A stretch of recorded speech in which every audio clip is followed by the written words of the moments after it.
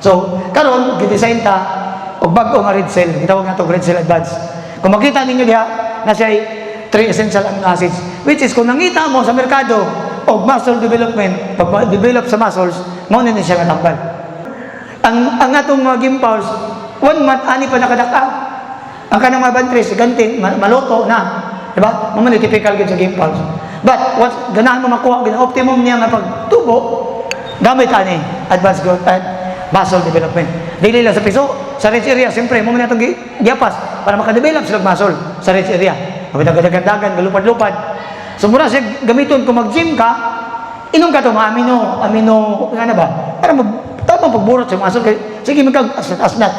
Mo gyapon din itabo sa rich area kay maglupad-lupad sila, magdagan-dagan sila, ang ilang muscles ga-develop na. Tabangan pag nato og amino acids nga para paspas gud o makuha nila ang optimum nila nga muscle development. So muna ni siya sa rich cell advance.